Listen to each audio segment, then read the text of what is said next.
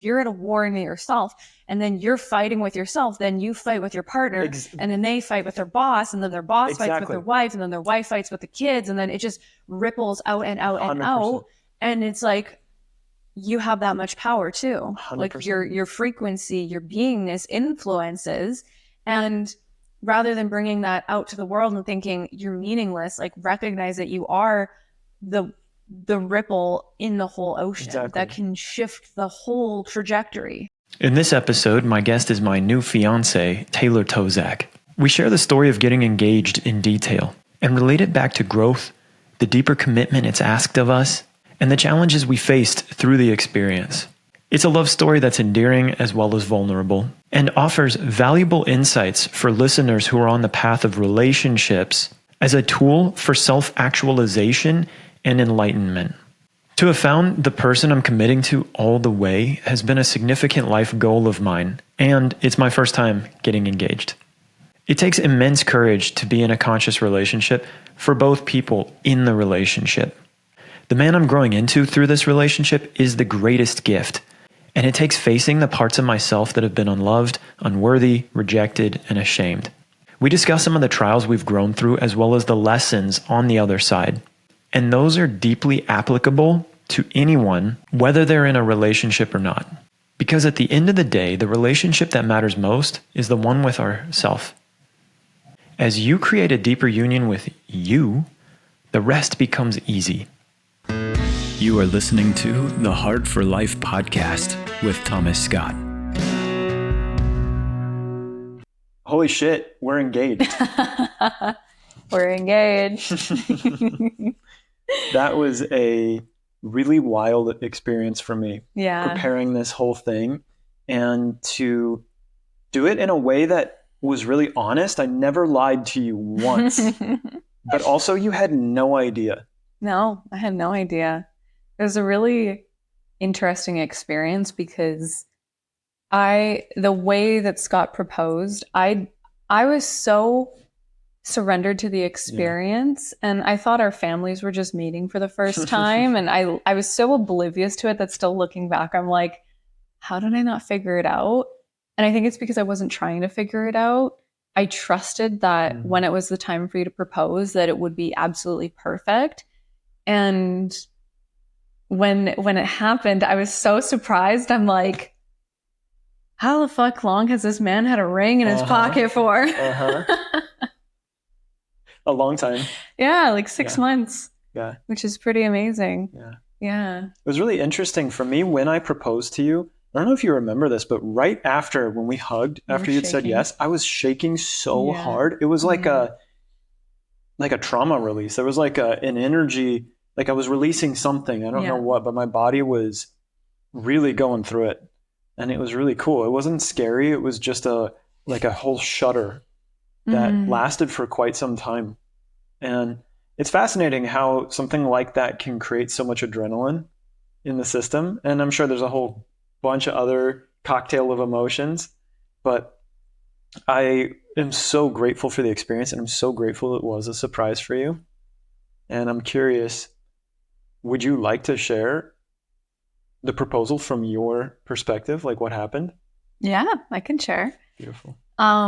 So I'll share that it started when you planned a trip to Banff with our families. Yeah. And I was in Costa Rica at the time, and you had called my mom and Brian and my dad to ask for my hand in marriage. And I was at a women's event, and I was just like in so much joy and gratitude and bliss and excitement, and like, oh my God. And I was celebrating over there. And it was something that we had talked about for a while leading up to it. And, you know, you hold a lot of traditional family values, and that's something that I really appreciate about you, is that you actually wanted to bring my family in to be a part of it. And then when I got back, we had like planned to do the trip to see your family. And it was really beautiful because my family decided that they were going to come too. Yeah. And when we got there, it was so interesting because we got there and we were late for whatever reason. Like our families, we had seen your family first, right? Yeah. So we had seen your family, and then my mom and Brian were on their way, and we ended up going to the wrong restaurant, and we were in so much like stress of like, what if they don't like each other? This was the what if first it's super time awkward? our parents they were ever meeting. Yeah. Yeah. And we're like, what if it's a super awkward situation? And so we were kind of stressed out trying to like mediate the situation. But we ended up getting there, and they were just chatting the whole time. Yeah. Like they were just chatting away. It was like we didn't even exist at this point. They were having their own conversations. They became besties right fucking away. And yeah, we sat down, and it was just like easy, you know? And we spent the day with them, and then hung out. And then I think it was on the next day, following that, well, that evening. This is the part. Okay, so I'm not a morning person. I will wake up when my body wants to wake up. And I love that because it's really allows me to be in my feminine and to not wake up to an alarm and not to have to do anything first thing in the morning. And I've intentionally designed my life to create those kind of mornings. I don't take meetings until usually 11 a.m. So we're saying goodbye for the night, and Scott's dad is like, we'll see you at 8 a.m. or something like that. And I was like, oh, I don't think so. We'll see you. Like, it was like, I didn't want to wake up early. And we ended up, after they left, Scott and I ended up having a conversation. He was like, you're going to wake up early tomorrow, and you're going to get ready, and you're going to do your makeup, and we're going to drive an hour and a half to this destination to do a photo shoot. And I'm like, no, I'm not fucking doing that. I am fucking doing that.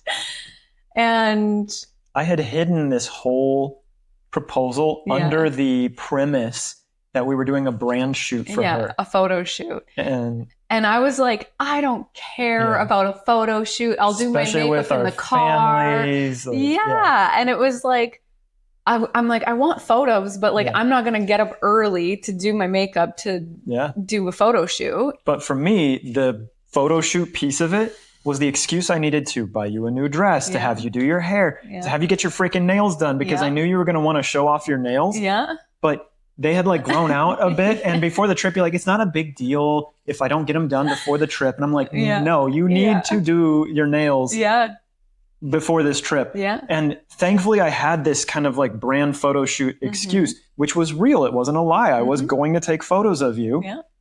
And it made it all very cohesive for me to ask for you to do certain things, like get really dressed up with your makeup and a nice dress on for a hike. And you're like, what the fuck? I did not want to do that. Yeah.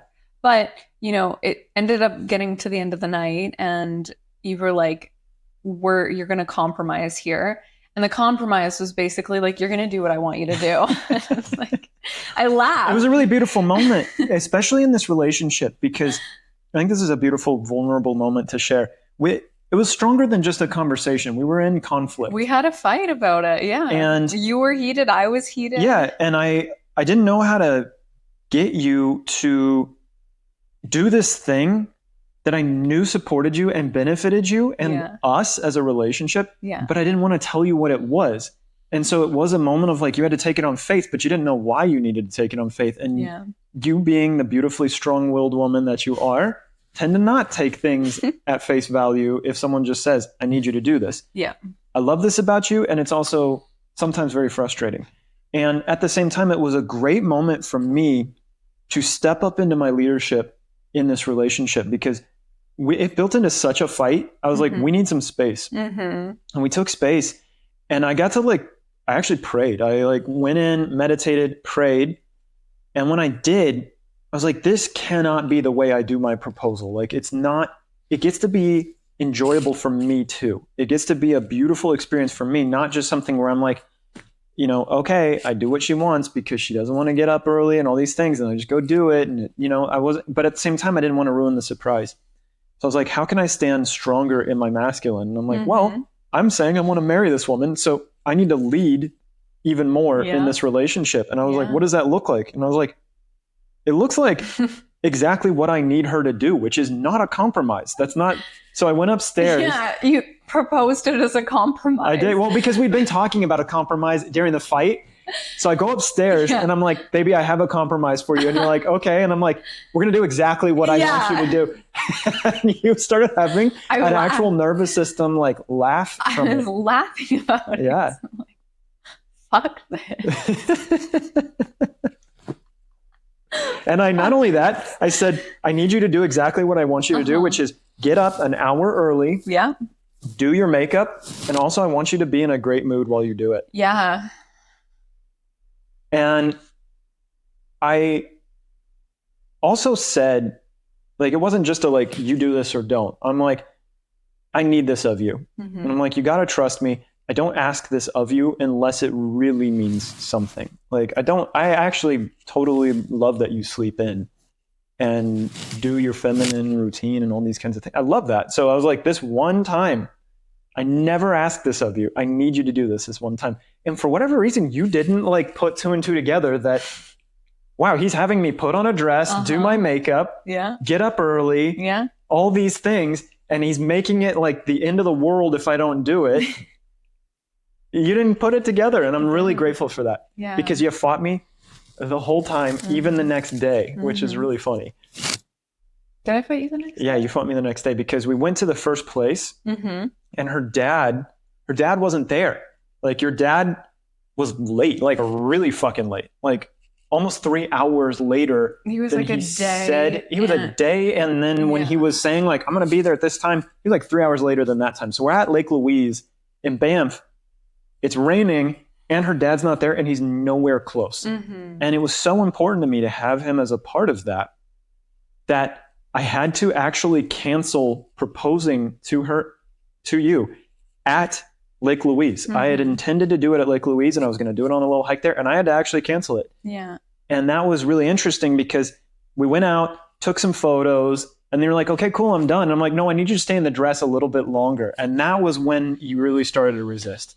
And your nerves got really bad. And I understand it. It's like, I'm asking you to walk in boots with a nice dress and your big fur coat, like all done up on a hike with our families where no one else is done up.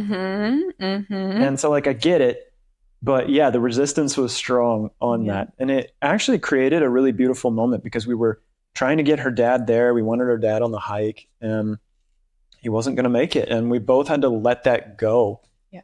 Yeah. So I'd love to open up that little area for you. I imagine some emotions around it came up. At that time, there was frustration more than anything of like, I wasn't understanding why we were waiting for my dad. And I kept fighting and saying like, he's not going to be here. We shouldn't wait for him. Like, I don't want to wait for him anymore.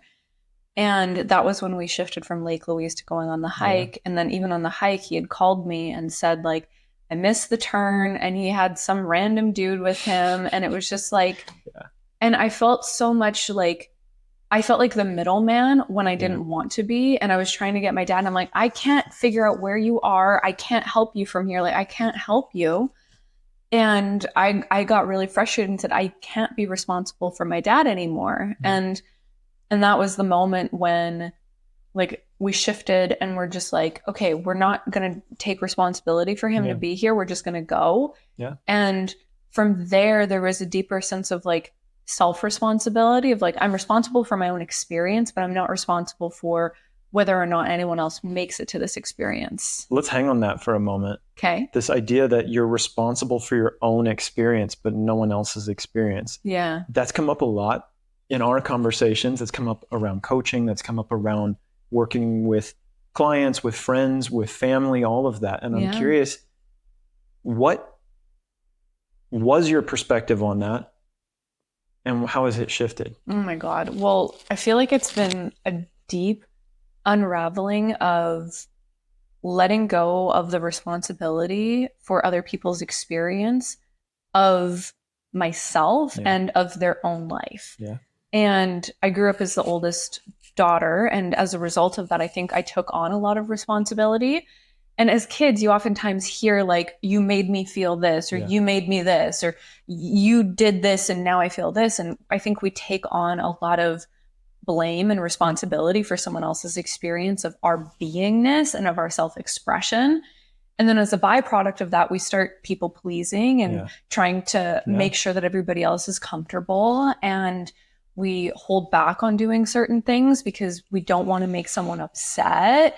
And that shows up as being like the martyr and taking control of how someone else is experiencing their own life, because we don't want to deal with the repercussions of their emotional expression towards us. And I think as kids, a lot of us learned that if someone's upset, we did something to cause that upsetness. It's our fault. Yeah. Yeah. And then we need to fix it. Yeah. It's interesting how many parents do lean on their children for their like emotional support or their emotional blanket. You know, it's almost like I see people with pets where like the pet is an emotional support animal, and those pets take on all the emotions of the person. Well, if you don't have a pet or some other support, it's so often that if parents haven't done the work to like hold themselves and to clear themselves, they'll put it on the kids and teach the kids that that's what their role is or their job is. Totally. And so then it creates all these unconscious patterns where we do that with everyone. And everything. Even romantic relationships. Especially in romantic relationships. Like we take the dynamic that we had with our parents and then project that onto our partners. And if we haven't learned like radical responsibility for our own experience, then we'll make that person responsible for our own experience. 100%. And that's where a lot of people are like controlling the other person of like, oh, I don't want you to do this, or I don't want you to do that, or I don't want you to be this way, or don't be this way because it makes me upset. And then you have two very suppressed people in a relationship that aren't in love. They're not in their full expression. They're just kind of coexisting together, but not fully. And so my experience of you during the proposal was this was a big shift for you, because previously you had been taking on responsibility for your dad, and it started to like you started to realize that. Would you like to share about that? So when I was 13, my dad went to jail, and it was such a shock to me that I didn't understand why that happened. None of it made sense to me. It was like a complete surprise to me. And it was right before I went into high school. And so at that moment in time, like the trauma and the shock to my system was so much and so overwhelming. And I felt like I had to have this responsibility for like my little sisters and for my mom and for the kids that I was taking care of. And like I had to be this strong person, but I didn't have the tools and resource to be able to ultimately process those emotions all the way. And so it put me on a path of, I would say, like distraction and destruction, and a lot of coping mechanisms and drugs and addiction and alcohol and all of the things to essentially numb out what I was feeling and what I was experiencing. And what happened was I ended up sabotaging all friendships, all relationships that I was in, because I was so afraid that I wasn't worthy of like a really real relationship. And this like, there's something wrong with me kind of thing. And I blame myself for it. Like I've told you this story that I had really unique friends in my perspective. Like all my friends had something that was really special and unique about them. And I felt like I was so normal. And I remember wishing that there was something unique about me. And then 2 months later, my dad went to jail. And like the egocentrism of a 13-year-old that thinks like, I did this is my fault. I took on so much responsibility for it happening.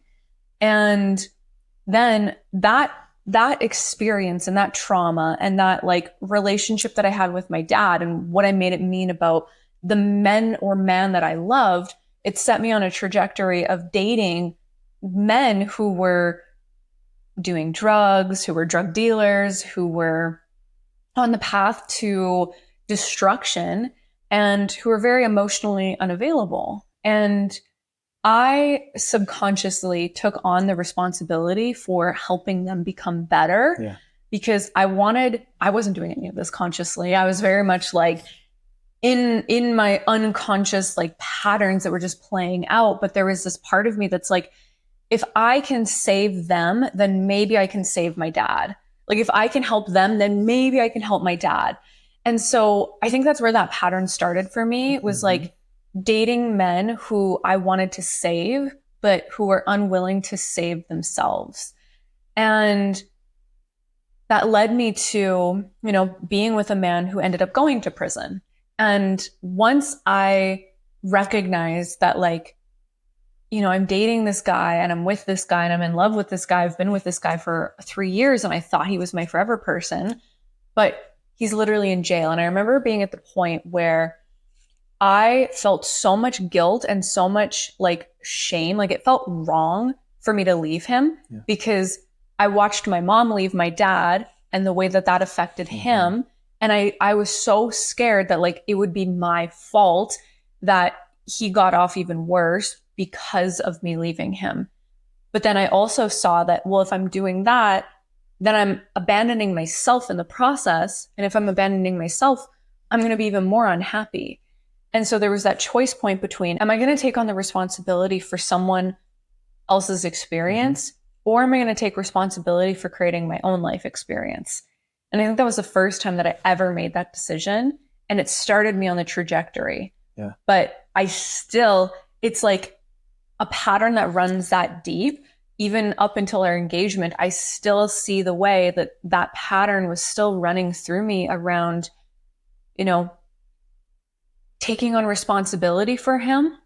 And one of the things that we talked about and went through in family constellations is that when we are, taking on someone else's experience, we're like taking on the patterns, taking responsibility for their stuff, like taking away their pain. We're actually dishonoring them because we're saying, I don't trust in your soul's evolution. So let me take it away from you. And it's so self-centered because it's essentially saying like, I don't believe in you to do the lessons that your soul's here to learn. Yeah.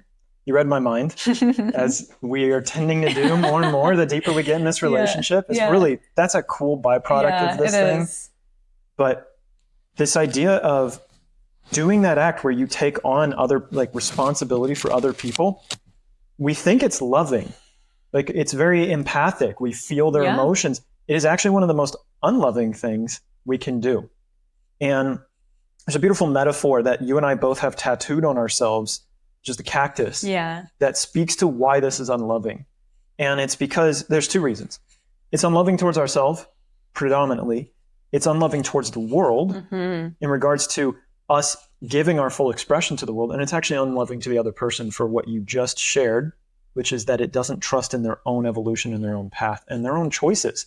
They are a creator and they are choosing every single thing that's happening to them. So it dishonors the choice they're making and says that they're making a bad or wrong choice, which in our current frame and lens of society might be complicated to understand why every choice. We can look at things happening in the world and say that's a bad, wrong choice. But in reality, that's just from our lens of perspective. Exactly. It's just our judgments because we wouldn't want to experience life that way. So we're like, that sucks. Let me either judge it or try to take it away from you and fix it for you. And that mentality is actually very pervasive in the coaching industry, which is one of my beefs with the coaching industry. Is people see a challenge in the world and they want to help coach people through it. But in reality, I experience a really good coach as someone who trusts the evolution of their client and just asks questions to help them see the choices they're making and to see if they want to continue making that choice and then love them in whatever choice that they want to make. And so back to this cactus story. It's a Native American story, and I'll give it in its very synopsis short form, but essentially there's two characters. There's cactus and there's coyote. And cactus is full of water, has a really tasty body, and at the same time has spines. And coyote comes up to cactus one day and says, "Cactus, why wouldn't you let me drink from your water? You're the only thing that has water in the whole desert." Coyote was like starving and also dehydrated, like really thirsty. And cactus wanted to give itself to coyote, but in reality, if cactus gave itself to coyote, the cactus its root system is the only thing that provides structure throughout the whole desert. So much of life, even the coyote's life, is based on the cactus being there and its foundation and its roots that support other insects, plants, birds, other life to form. It gives like structure to the ground there because it's the only thing that can like really survive. And so if cactus gave itself to coyote, it wouldn't be able to provide the structure and the support for the rest of the desert, and it wouldn't be fulfilling its life's purpose. And so in reality, it's actually, it's a selfish act to give ourselves so fully to someone else that isn't in our purpose, not in our mission. It doesn't, and in a way that doesn't allow ourselves to fill ourselves back up if we give ourselves too fully. So when we take responsibility for others and then it's not coming back into us, it depletes our energy. And that builds resentment, that builds a whole bunch of negative emotions. It builds codependencies. It creates things like something called the drama triangle, where you become the hero to this person, and the hero to the victim will always become the antagonist, the villain, if the victim doesn't become their own hero. Because like I can illustrate that example with wine. I love wine. I love drinking wine. And if I love drinking wine because it helps me creatively, it helps me reduce my stress, and it helps me just have a sense of a good feeling. But if I rely too heavily on wine to give me that and I start going to wine constantly, well, then that means I can become an alcoholic. And at that point, the wine becomes my villain, because instead of getting stress relief, creativity, other things from very healthy things that give back to me, the wine takes. Mm-hmm. So really big lessons that we're uncovering here from just the experience of me proposing to you. Yeah. And to wrap that up for myself, I also was taking responsibility for your dad. I really wanted him to have that experience. I really wanted you to have the experience of your father there. And at the same time, he was a day and a half late through his own choices. Yeah. It was his choices that led to that. And we kept making more and more time. And when we both finally let it go, the whole thing just like, it was like a breath of fresh air for everyone. We were all like, okay. And so we went on the trail. And how did you experience the trail? Because you were wearing a dress, you had a big fur coat on, everyone else was in hiking gear. Yeah, there's that like, it weaves into the like letting go of the worry about what other people think of me, because this was a busy trail. Like there was like hundreds of people. There were so many people. Were walking past people. Like it was not a quiet trail whatsoever. And I, like you said, like I'm in a big fur coat. I have this white dress on with hiking boots and a hat and full makeup. And I used to be so insecure and concerned about how other people perceive me. I used to worry what other people would think about me. And I think that is also one of the like shadow aspects of taking on responsibility for someone else. It's usually because we want to be perceived in a particular way. We want to be seen as good. We want to be seen as lovable or like good, generous, acceptable, and not selfish. Yeah. And so we'll put on these like personas that represent like, oh, I'm this type of person and you can love me, or I'm lovable because I'm this way, because I'm going out of my way to help you, but it's actually manipulation because it's people pleasing. And so much of my life has been detangling from the fear and the worry around what other people are thinking about me. Because like what I've learned is that our perception of someone is just a projection of them. That's all it is. We don't always see the clear truth for something. We're seeing it through a lens of programming and trauma and conditioning and belief systems and societal conditioning and all of these things that we're projecting onto that person and forming an opinion of them.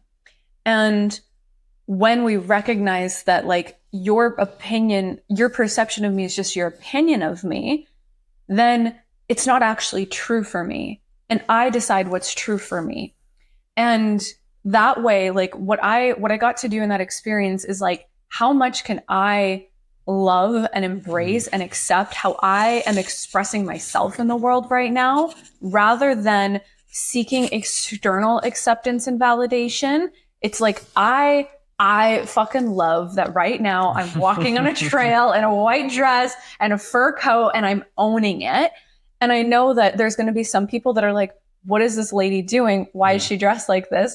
And there's other people that are like, I fucking love that this lady's dressed like this. Like, I have no idea. There's like hundreds of perceptions that are being projected onto me. And I'm like, can I allow this to be right now? And I think in the past, I used to be so shy and so insecure, and I didn't even want people to know that I existed. Like, I didn't even want people to know who I was, that I would make myself as small as I possibly could, that like I was so wanting to hide from people. But internally, I knew that I wanted to be more. And so that experience really allowed me to like own who I am and how I'm being, and let go of the fear of what other people think about me. And that in and of itself was so powerful. And then when we got to the experience, it was really beautiful because, like I said, I didn't have any idea that you were going to propose. And it was like, we were on the bridge into this like little cave that everyone's like lined up to take pictures. There's like 100 people lined up for an hour to take pictures. And I would never do this. Like, I would never stand in line to get a picture like that. But we were in the moment, and I'm like, your parents haven't experienced this. I want everyone to like have their own experience. And there's still that like, hey, like, am I taking responsibility for it? Yeah.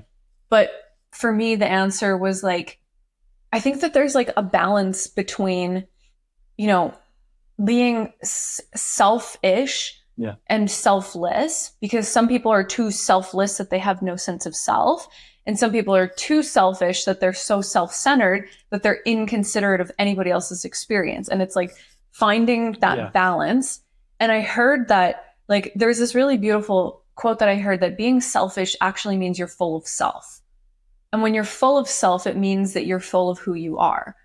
And that's actually one of the biggest blessings that we can give to the world, because it showcases like, you know, you're being like, you're full of who you are, and you're not like abandoning yourself for other people. And so anyways, we do the whole bridge thing. And it was really interesting because your dad went to like take a picture from far away. And then my mom and Brian were like facing that way. I'm going to pause you there because I want to jump in with a little experience I had before that. Okay. Yeah. Which is, I'm on the trail with you. Like, from my perspective of being in this experience, we're heading to this bridge. This is not what I had planned at all. Like, at this point, I had planned to do this at Lake Louise. Yeah. And we're on this trail, and I keep trying to find a place where I'm like, okay, I got to find like a good little break off place where I can do this and it's quiet. And the trail actually has fences along it the entire way. You cannot leave this trail at any point. And it is crammed with people. And I just was like, fuck, this is so fucked. Like, it was like oh my God, this is so fucked. But I just kept going with it and trusting. Like, a lot of this was a deep faith. Like, I kept feeling like, okay, it's going to be perfect. I'm going to feel the moment. Yeah. And we get to this waterfall thing, which I didn't even know that's what was at the end of this. I was like, okay, I see this waterfall. Everyone's lined up. I'm like, okay, maybe I'll do it in this little photo spot because, okay, at least there's a photo spot. And thankfully there's a line, so there's not a throng of people. So we'll get our own little private moment. And I'm talking to my dad the whole time, because one of the things that was really beautiful about this whole experience is how much I included our families in it. And that was really important to me because I've been a black sheep for most of my life and really estranged from my family for most of my life. And so throughout the years, especially the past 5 years, I've really worked to heal with my parents. And I've done a lot of work on that. You have. And I love them because they have also done work too. It's not one-sided. This isn't just like, I did the work and healed everything. I opened the door, they went through with me, and we keep taking those steps more and more. And so for me, the proposal was an opportunity for our parents, your parents, my parents, to participate in a life event that is really meaningful for us. Yeah, I remember like at one point, you were getting ready in the bathroom, like at Lake Louise doing your thing. And I went and asked your mom some questions and she was like, don't say anything more. I'm going to cry. Because like they knew what was happening. Yeah. And so we're on this busy ass trail. Yeah. And my dad supported me so heavily through this whole thing. And when we reached the line for the waterfall, I was like, oh no. And he was like, I got an idea for you. And I was like, what is it? And he's like, what if instead of trying to find this perfect photo spot, you propose in front of 100 of your new best friends? And I was like, that's a great idea. He's like, so many people will love that experience. Inevitably, they'll get involved. And I was like, hell yeah, that sounds awesome. So instead of proposing to you at the cave where this photo opportunity was, I did it in front of everybody in the line. Mm-hmm. And you were about to share about that experience because you had turned around. I told you we were doing a family photo. Yeah. But it didn't make sense to me because I'm like, they're facing this way and you're telling me to turn around. And I'm like, why am I turning around to face the waterfall when everyone else is facing that way? And then you were like, just turn around and stay turn around. And I think that's when I picked up on like, this is what's happening. And I could feel your energy and how scared you or nervous you were when you got down on one knee. And I was like, I feel this man's energy like vibrating out of his body. And then I was just waiting for you to like tell me to turn around. And then you like poked my back and I turned around. You couldn't hear me. I couldn't hear you over the waterfall. That video's so dumb. I'm like, yeah, like I turned around. I turned around and I was just like in shock because I didn't even realize what was happening. Like it was like so not even a possibility that I was just blown away that it had happened. And it was really special. It was really special. Yeah. And of course I said yes. And one of the things that was super exciting for me about this proposal was I had my mom on one side and your mom on the other side. Yeah. And your mom, if you look in the video, she started crying the moment I asked you to turn around because I went up to her and I just leaned in her ear. I'm like, Tammy, I'm doing it right now. And she's like, she like didn't know what to do. She got so awkward in the video. She was like trying to fiddle with her hair and like she was trying to hold it together so well. It was so sweet. It was very sweet. And my dad shared a story of another one of my siblings proposed while on a family trip on a hike. And that's actually what inspired this for me. But I really wanted your mom there. Yeah. Because he shared how like when that happened, while it was amazing and beautiful and everyone cried and it was so joyous, my sister-in-law at the time, her family wasn't there. And she didn't get to share it with her parents till a couple hours later because they were on this hike and they didn't have cell service. And so to have your mom be the very first person you got to turn around and just hug her and to have that moment, I'm curious, like, what were the emotions for you during that? And how did that feel? I felt so much that I couldn't even put words to what I was experiencing in my body. Like the emotions would be like overwhelm and joy and scared and shy and happy and like shock essentially, but love also like encompassed by love. There was so much that I was feeling that it was just like, whoa. And I didn't even know anybody knew. I thought you were surprising them as well. And that was another shock to me that I'm like, everyone else knew and I had no idea. And it makes sense because why would they be so chill about this whole experience if we were just doing a regular hike? I'm like, it was so. My dad would not have been chill with me being like, okay, I need to do photos in one more spot. He'd be like, enough with the photo shoot. Can we just hike? Exactly. That's what I was thinking. No, he was so chill the whole time. He was very like, maybe here, maybe here. Yeah. Yeah, it was very cool. Special. My dad even helped me pick out the ring. Like, you picked out the ring, but you didn't know that you had picked out the ring. my dad helped me buy the ring, and that was really cool. And just a little tidbit to anybody who's proposing, you can negotiate rings. I did not know this at all. That's a little public service announcement that I think every man who goes through the process of buying a ring, negotiate the price of that ring, just like you would negotiate a car. That's exactly, my dad was like, you can negotiate rings the way you negotiate cars.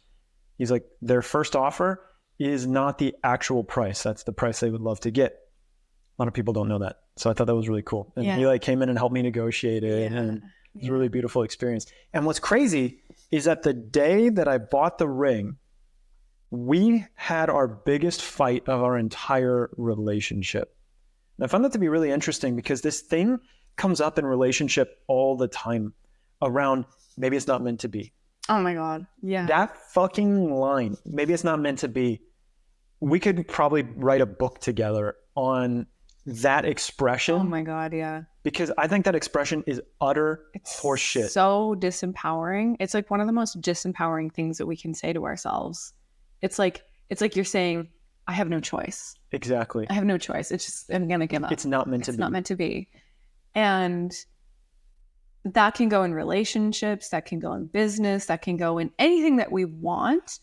And while I think that, you know, there are certain things that are destined to be in our lifetime, we still need to choose those things. Sure. And if every time something gets hard or challenging or uncertain or tumultuous or turbulent or there's conflict and we say maybe it's not meant to be, then we're just furthering that reality where it isn't meant to be. Yeah. And I don't think that you've ever had that thought that it's not meant to be, or maybe you have.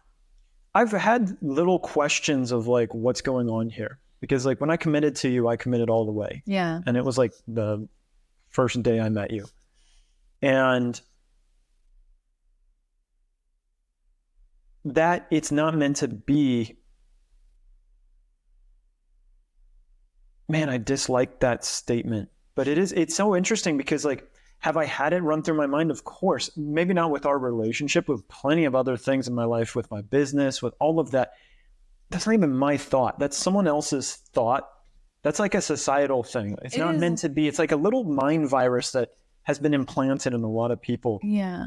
And it's, like you said, it's super disempowering. And so when I bought the ring, we fought really hard and you had no idea why we were fighting. Mm-hmm.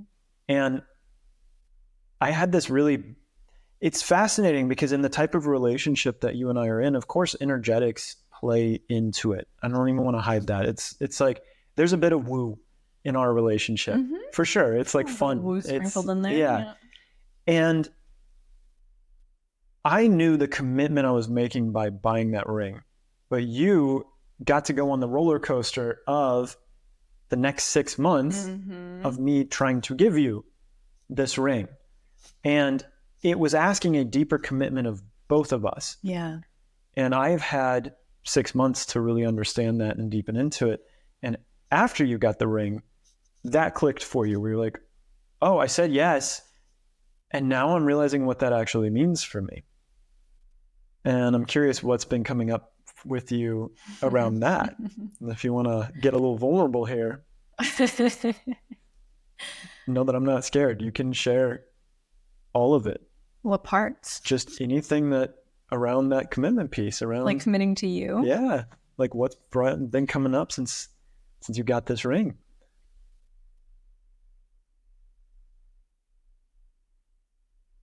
I don't know. Like around you, not a lot, to be honest. Like there's a piece of me that's like there's a fear part of me that's like, will our relationship still evolve?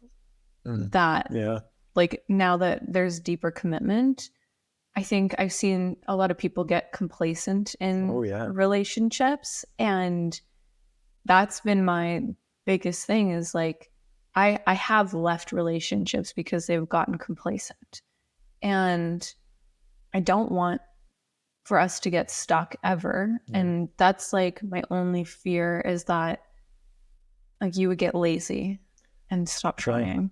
That's my fear too. It's like I see couples who like they were super fit and attractive, then they get married and all of a sudden they're both fat, you know? Yeah.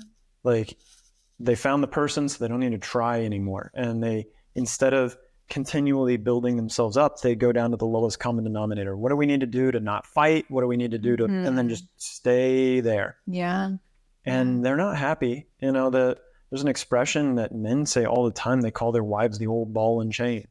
And, you know, even with, I've been to bachelor parties before and they're like, it's the last day of your freedom, you know, and it's like, that's why they go to strip clubs and all this kind of dumb shit where it's like, does that have to be true? Does that have to be true? I don't believe so. But I'm with you on that fear. It's definitely especially for this next year and a half, because we're getting married in a year and a half.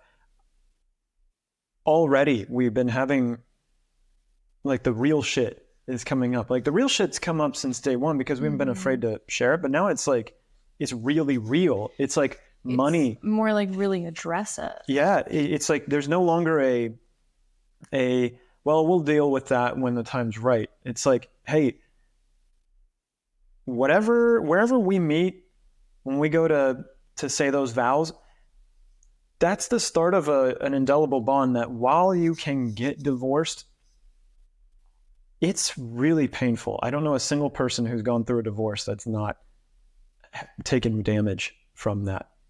And there's a spiritual element of marriage that I believe in really strongly, and a soul contract that's being made during that.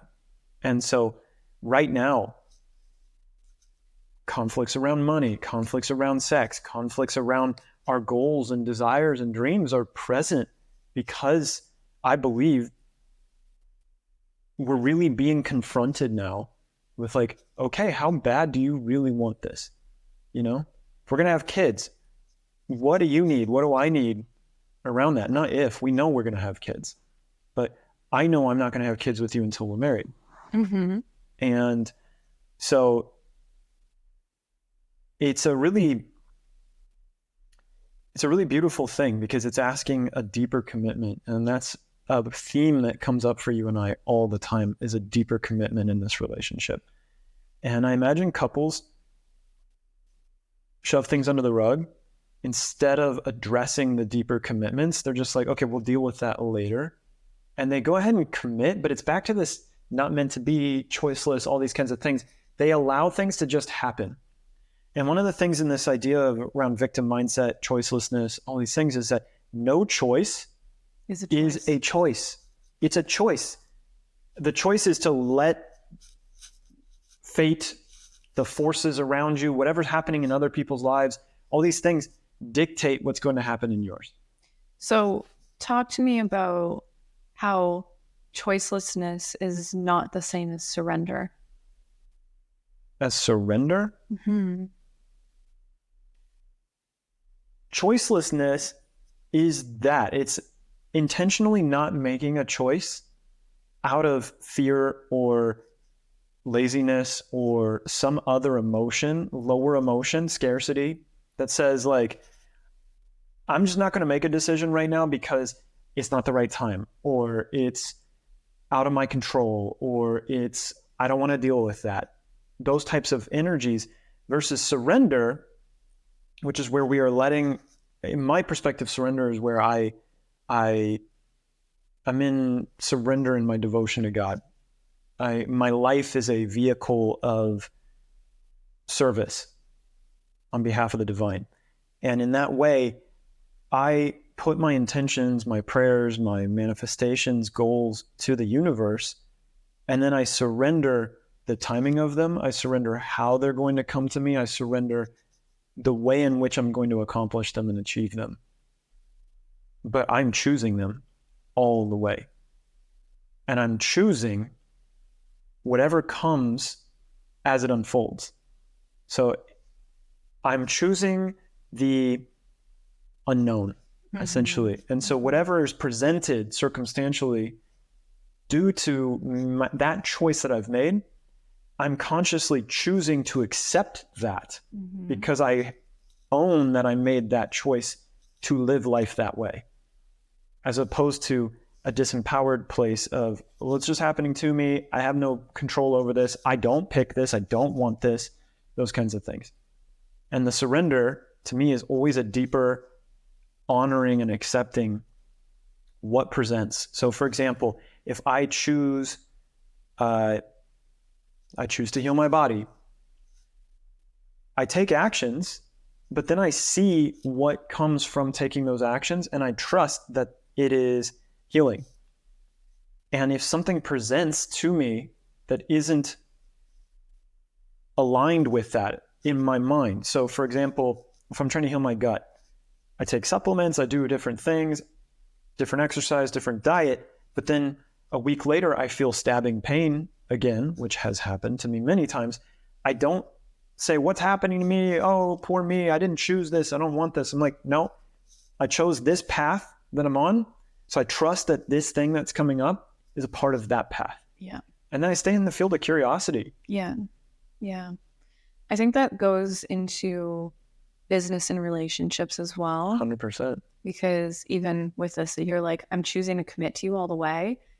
And No matter what comes. Yeah. And that's the piece of marriage, is like, no matter what. Yeah. Like, what is it? For better or worse, in sickness and health, till death do us part. Yeah. And I think in the time that we live in now, so many people don't want the challenges. Yeah. They just want the greener grass and instant gratification. The instant gratification and the easy. And if it's not easy, then it's not worth it. But my personal perspective is, when you find a person that's willing to fight for you and you are willing to fight for them, that's the person that you want to go all the way with. Because as much as we'll find people like that, it's not as common. Like, to have someone who's like, I want to go all the way with you, and I'm willing to walk through the fire. I'm willing to sit in the cold. I'm willing to do it all with you all the way.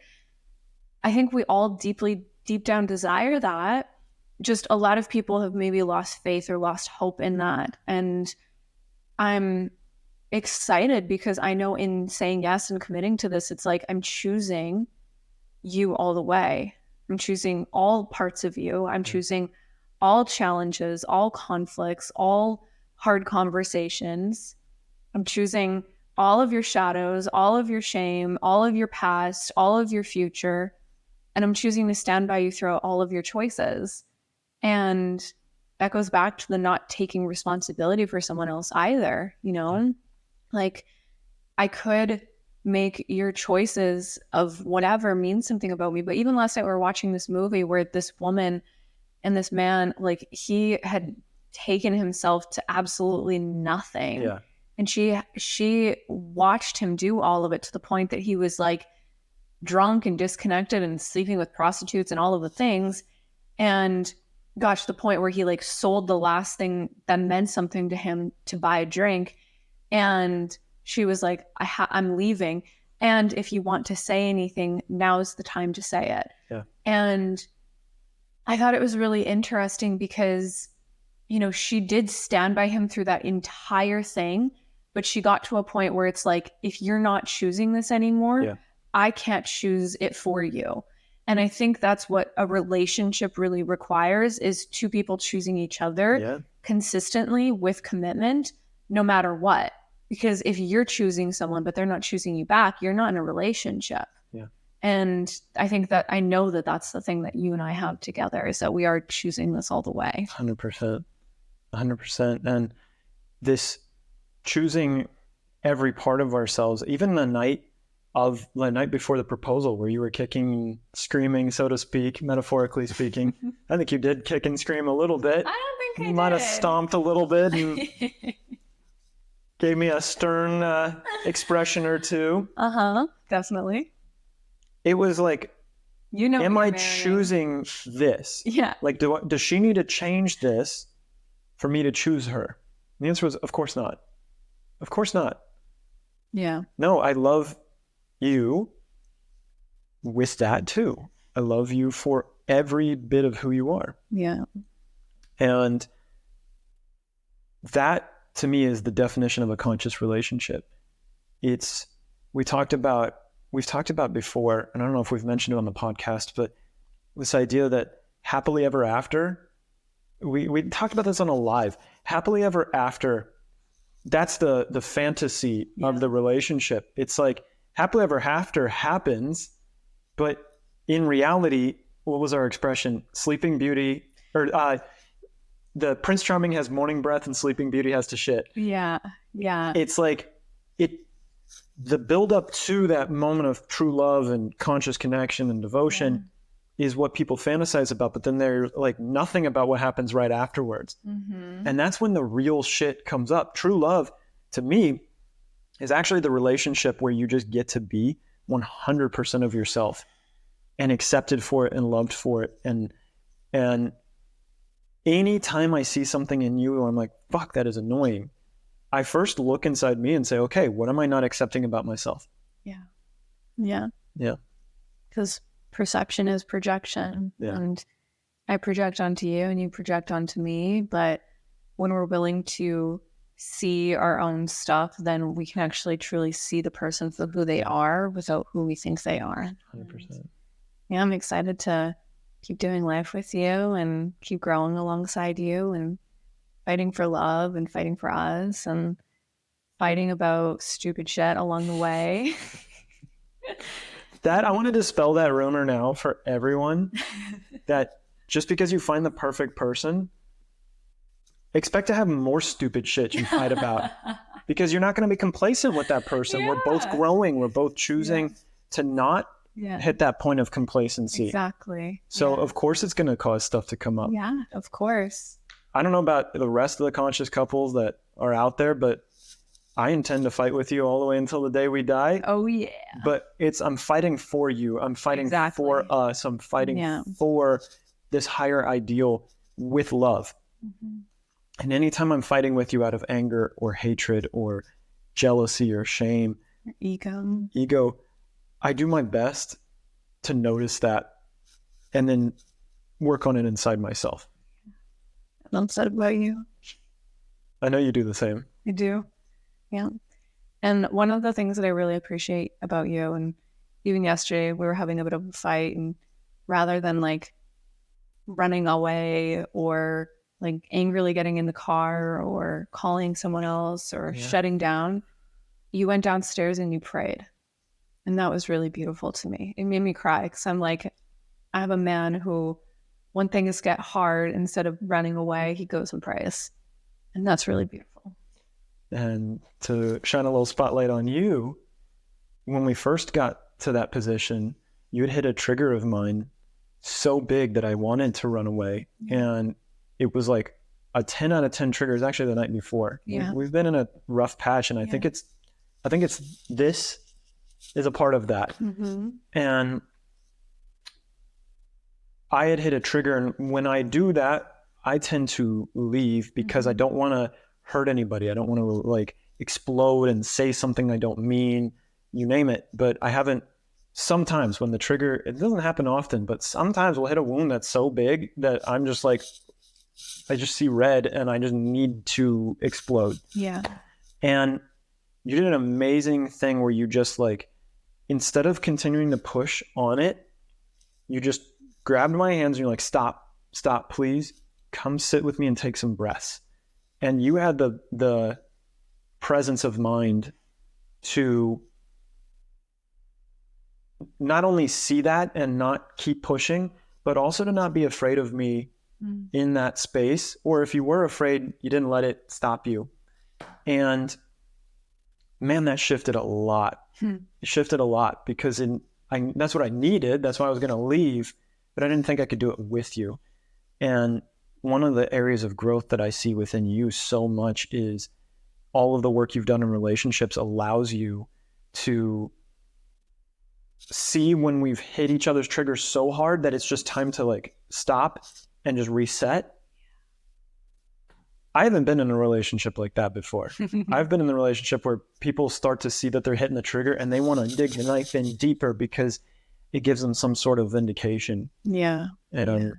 So I experience us as being really good about not digging the knife in. We are. And like both of us see when we've stuck them, and then instead of like getting that little extra fuck you, it's a like, let me try not to do any more damage. Yeah. I want to take that knife out and say like, shit, I went a little too far, and I'm sorry for how I've showed up and what I've said. And at the end of the day, I'm here to break patterns, not create patterns. Yeah. And I've noticed myself have this like ability to see myself in the pattern, and rather than like letting this addiction to conflict and chaos continue to drive, I'll take a breath and like center myself and make a new choice. And that to me is what I found has like shifted everything completely, because up until the point that I break the pattern, we keep arguing about the same things, and we just keep going and going and going. And then that moment where it's like one of us does something a little bit differently than what we would usually do, it like resolves itself because it comes from a place of love. And it doesn't come from a place of like, I'm trying to be right, or I'm fighting for my ego, or I'm defending myself or protecting myself against you. It's more like, how can I choose to grow within myself through this experience and let this relationship be a mirror for my own personal growth and development? So you said something that really stuck out to me, which was this term addiction to chaos, which I think is like, that picked a little like, bow. What do you believe that is, especially within yourself?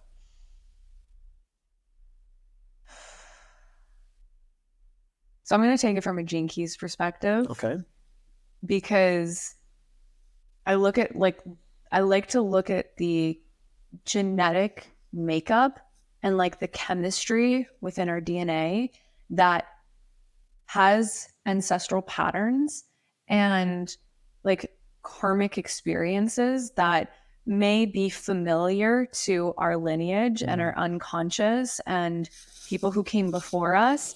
And that chemistry is like passed down in our DNA, and it's familiar to our bodies. And that is something that we can get addicted to. And that familiarity, essentially addiction is just like, you go to something that creates a sense of relief oftentimes.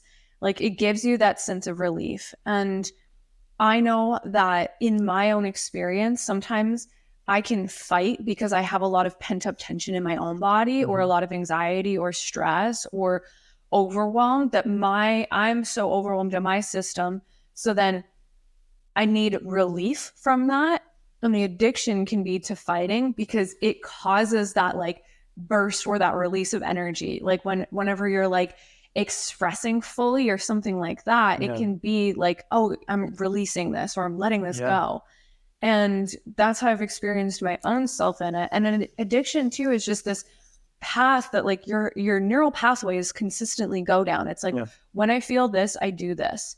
When this happens, I do this. When I experience this emotion, I do this thing. And then what happens is you're wiring these neural pathways in deeper and deeper and deeper and deeper until it becomes a habit and a behavior and addiction and a self-identity of like, this is just who I know myself to be. And that addiction is like, it's a sensation in your physical body that you're so familiar with that it becomes normal for you. And I think that the addiction to chaos and turbulence and stress and anxiety comes from the overstimulation that we're in the world too.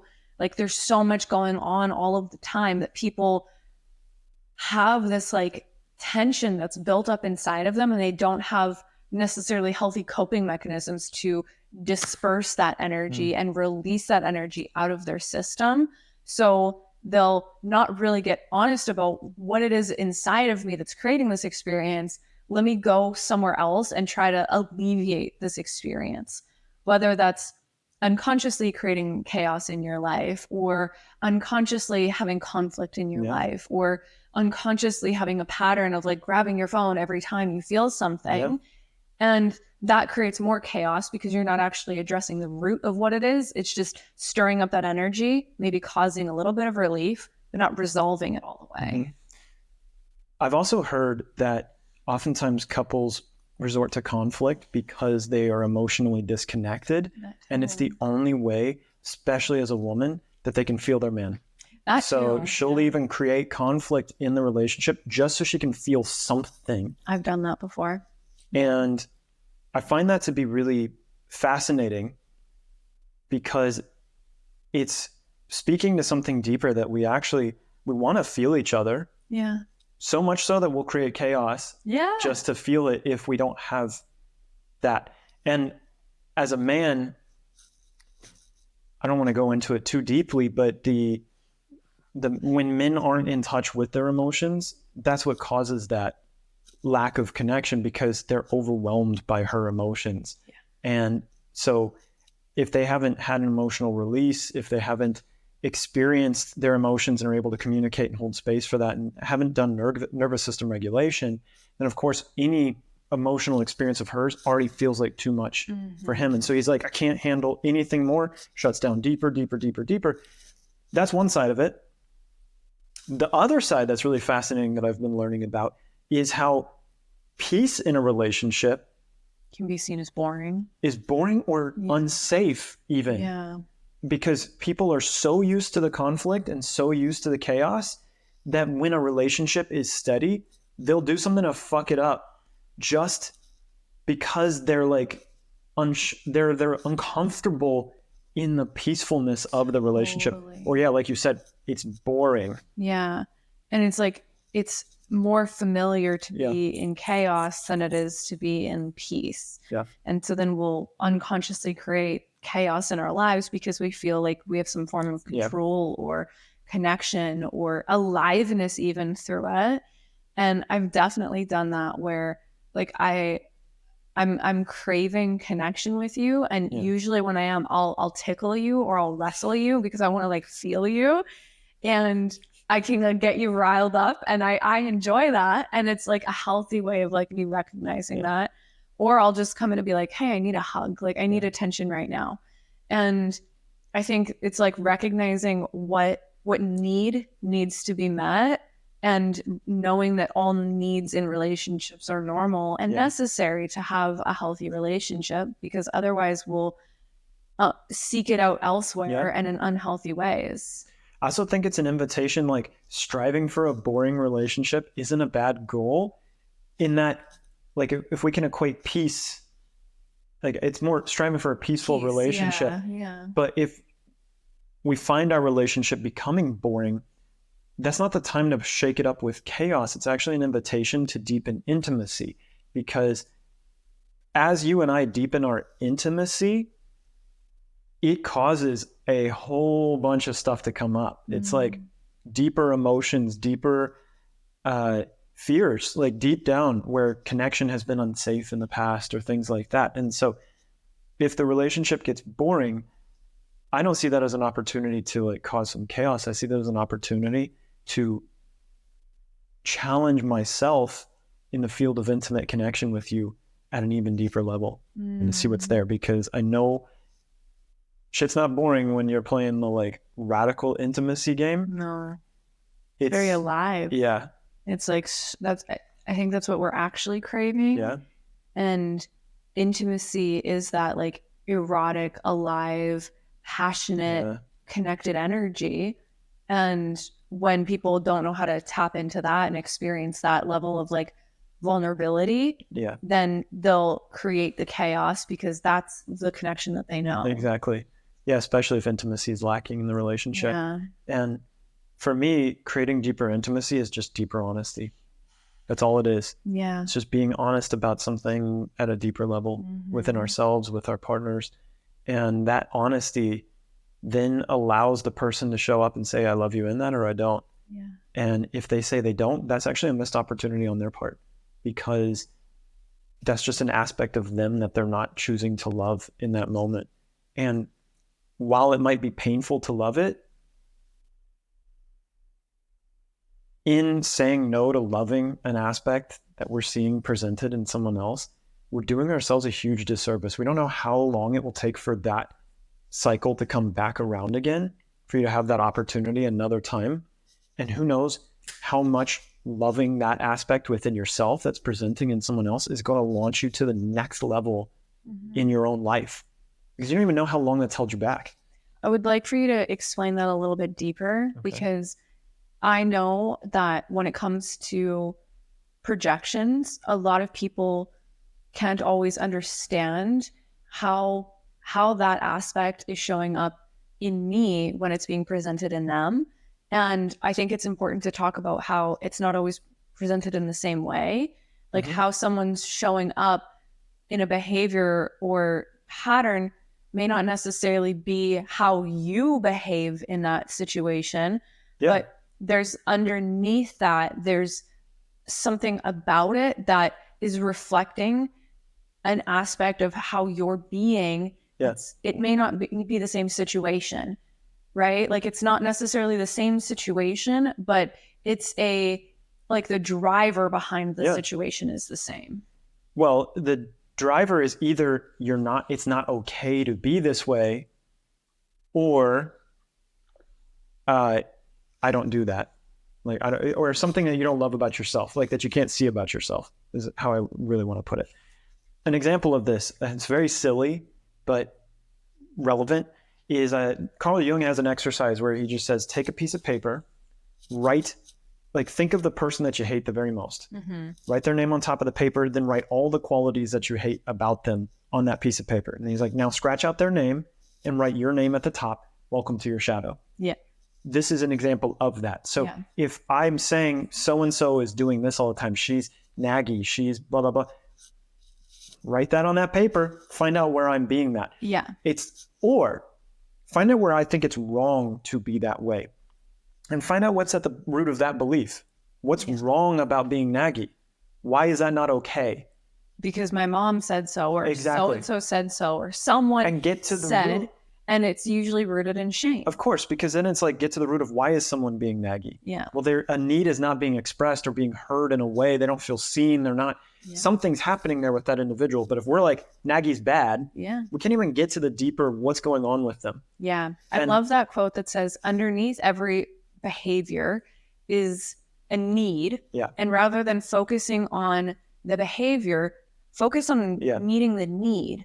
Because underneath everybody's like expression, there's an inner child, like there's a childlike part of them that's saying, I'm not feeling met. Exactly. And I need to be met, and I don't know how to communicate that need. Yeah. And so if we can take a breath and take a moment and get curious about what is underneath this expression, then we can help them heal and help meet the deeper connection. And that's where the projection is. Because as you look at what's underneath it, you can actually see what's underneath your own patterns and behaviors in this. Yeah. That's the only way to do it. And it takes a level of empathy. It takes a level of loving and understanding to see that. Yeah. Because if you're like, look, it's just wrong. I don't need to look at what's underneath that because it's bad. They just shouldn't be doing it.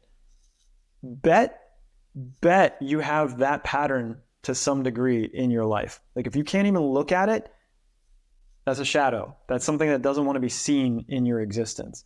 And if you can't empathize with it and be like, I could see myself doing that. You don't have to love the thing. You have to be like, oh, I love murder. It's like you get to look at the deeper layer of it and see, where could I be capable of that in my life? Where could I be where could I do these things? Where can I see that in the human experience? Yeah. And I think there's a piece of like, not always making it about yourself, but accepting it as an aspect of humanity. That's where I'm going with this. Yeah. Yeah. Because sometimes like taking it about the self, there's a lot of ego protection there. And not everybody's ready for that level of shadow work. I go hard, baby. Not everybody's I go hard. Accepting murder. I know you have, but not everybody's there, my love. And when I say accepting, it's not like I'm like, hey, everybody go do that. I'm saying fuck no to that. Yeah. But to say I'm not capable of it, I don't believe a single human being that says they're not capable of it. That just means they haven't looked at themselves deep enough. Plain and simple. Doesn't mean I would, doesn't mean I want to, doesn't mean I have a desire for it. It's just capable, yes or no. And if I'm like, I'm not capable of that, I call bullshit. Mm-hmm. own your power, like, and but I understand. Look, this stuff is confronting. It's confronting. It's meant to be confronting. Yes. It's meant to, because until we can all see all of these aspects of ourselves at a deeper level, everything that's happening on the planet at this time, if you see corruption in the government, bet you've got that within yourself. And it's about owning it. It's about owning it and being like, fuck, this is where I'm corrupted in my own mind. This is where I'm betraying. This is where I'm doing things that are hurting myself and others in my own life out of some form of scarcity, out of some form of power or dominance, out of some form of lack, fear, or pleasure, some form of fucked up pleasure. Like, it doesn't matter where, but if you see something in the world and you're like, what is happening? War. Find where you have war within yourself. It's so obvious for me when I look at a deeper level where I am warring inside. I have wars that go on inside me all the time, especially around very basic shit like my own comfort versus something I know is going to grow me and stretch me. I fight a war within myself daily on that. Sometimes I lose, sometimes I don't. Yeah. And underneath it all is like the collective consciousness, like the collective frequency is all of these shadows and all of these patterns that play out into society. It's like, if we see it out there, it also exists in here. Because we're part of it. Exactly. And as we raise our frequency and actually willingly see those shadows and those patterns and those human ways of being and don't make it so externalized to us, then we can actually accept them and they don't no longer need to be acted out in these really unconscious ways. Exactly, because we stop acting it out in subtle ways. Yeah. You can say all day, I'm not participating in war. Well, if war is happening within you, then war is happening in micro interactions in your life in ways you don't even understand. Yeah, and that frequency ripples out into the rest of the world. Like, if you're at a war in yourself and then you're fighting with yourself, then you fight with your partner and then they fight with their boss and then their boss fights with their wife and then their wife fights with the kids and then it just ripples out and out and 100%. out. And it's like, you have that much power too. 100%. Like your frequency, your beingness influences, and rather than bringing that out to the world and thinking you're meaningless, like, recognize that you are the ripple in the whole ocean that can shift the whole trajectory. And once you see it inside yourself and love it inside yourself, because an aspect of you, and loving ourselves means loving every piece. Just because you love it doesn't mean you act on it. That's not the same. Yeah. But you integrate it. And once it's integrated, it is no longer a shadow. We can then see it and go, oh, that's where I'm creating war. Let me own that. Let me love that. Not, it's bad, because bad means you're rejecting it, meaning it's going to go back into the unconscious. Let me love that and integrate it so it doesn't go into the unconscious or subconscious. I'm going to hold it here. Start to notice where I'm doing that, creating that within the world around me, and make a change. Mm-hmm. This is where the choice comes in. We're not choiceless victims of these things. This is where the DNA gene keys comes in. You can see the ancestral things that are passed down. War is ancestral. It is 100% passed down in our genes. Yeah. Seeing it within your own genes is the first. How you're expressing in the world is the first step. Integrating it is the second step, and then the third step is making a different choice. Yeah, recognizing that you can actually break that pattern. Exactly. Yeah. And as you break it on the interpersonal level, it will then break that pattern for the other person that you're engaging with in it and allow them to see it differently. And very soon you have a ripple effect. Yeah. It's really beautiful. It is really beautiful. And to close this podcast out, I view our proposal and our relationship as that ripple effect too. You know, for me, the more people that could be involved, the better. Like, it was really a beautiful thing because I wanted to showcase our love really strongly. I wanted to showcase, like, I accept all of you. I really do. And anytime I don't, that is just an opportunity for me. That is all it is. And that's the beauty of a relationship. And that's a beauty of not expecting the partner to be perfect, because that's actually not, they already are perfect. Yeah. But anywhere we're seeing them as not perfect is just an aspect of where we're not seeing our own perfection. in how we're showing up. And so you're my favorite mirror, and you're such a gorgeous mirror, or sexy mirror. You're a very exciting mirror, and one that I can't wait to have for the rest of my life, and to see how much we keep growing by having each other as mirrors. Yeah. Can't wait. Thank you. I love you. Thank you for being on another episode with me. Thank you. Thank you, everybody, for listening. And thank you to the viewers. We'll see you on the next episode of the Hard for Life podcast. Have a great day.